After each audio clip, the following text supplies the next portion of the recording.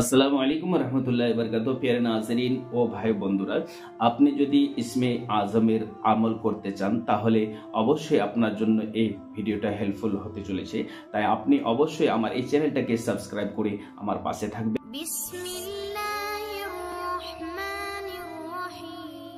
প্রিয় নাজরিন, আমার ভাই বন্ধুরা, যখন আপনি ঈশার নামাজ পড়ে নিলেন, ঈশার নামাজ পড়ার পরে আপনি সর্বপ্রথম একটি মুসল্লায় বসে পড়লেন, যে জায়গাতে আপনাকে কেউ ডিস্টার্ব করবে না।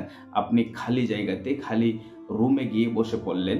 বসার পরে আপনি পড়বেন ইয়া আরহামার রাহিমিন, ইয়া আরহামার রাহিমিন, ইয়া আরহামার রাহিমিন।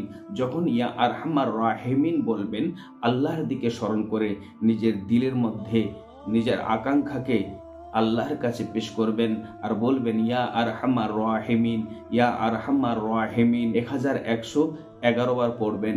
শেষে 3 বার দরুদ শরীফ পড়বেন। সর্বপ্রথম 3 বার দরুদ শরীফ পড়ে সর্ব শরীরের মধ্যে ফু মেরে দেবেন। দেখবেন আপনি যে আশায়, যে মনের আশা নিয়ে আপনি পড়বেন, আপনার সমস্ত মনের আশা আল্লাহ পাক রব্বুল আলামিন পূর্ণ করবেন। তবে হ্যাঁ ভাই, বিশ্বাস রাখতে হবে। বিশ্বাস না রাখলে আপনার আমল পূর্ণ হবে না। আশা করি আপনি যদি মুসলমান হয়ে থাকেন, বিশ্বাস তো অবশ্যই হবে। আপনি ভরসা রাখবেন এক আল্লাহর প্রতি, আমলটা করবেন।